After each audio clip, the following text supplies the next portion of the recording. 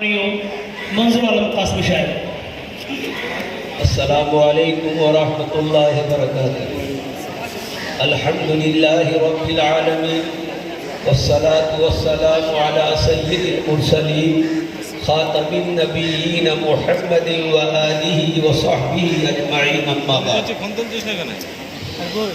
বরং আলিয়া বিশ্ববিদ্যালয়ের ভিসি মহাশয় এবং ডেপুটি রেজিস্ট্রার সাহেব এবং অন্যান্য যারা বিভাগীয় প্রধান আর সহকারী অধ্যাপক অধ্যাপিকা তাদের সবাইকে আন্তরিক শ্রদ্ধা সালাম জানিয়ে আমার প্রিয় ছাত্র ভাই এবং স্নেহের বোনেদেরকে আন্তরিক অভিনন্দন এবং শুভেচ্ছা জানিয়ে দু একটি কথা।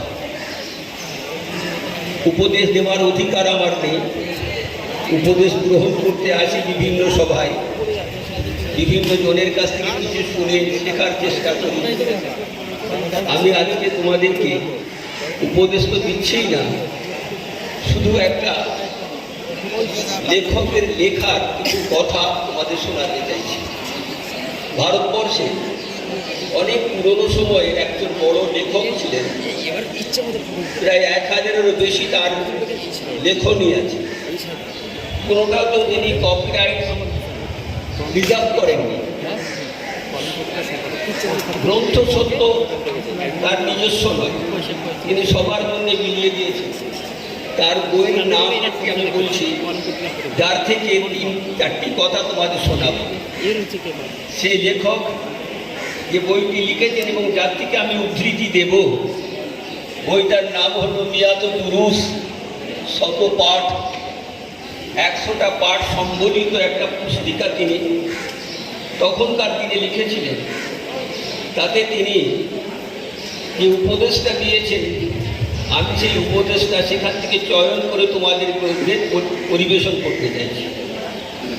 তিনি লিখেছেন, সবসে পহলে হাদিস শরীফ যারা পড়বে, হাদিসের অধ্যয়ন যারা করবে, যে জীবনে রূপায়ণ করতে চাইবে, তাদের জন্য 5টা উপদেশ তার। প্রথমে বলছেন, আপনি নিয়তকে খালিস করনা।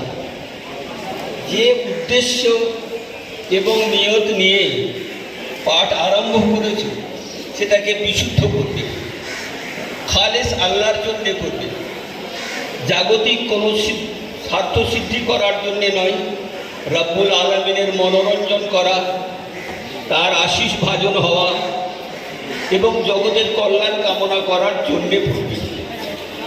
তাহলে প্রথম পাঠটা হলো আপনি নিয়ত কো খালি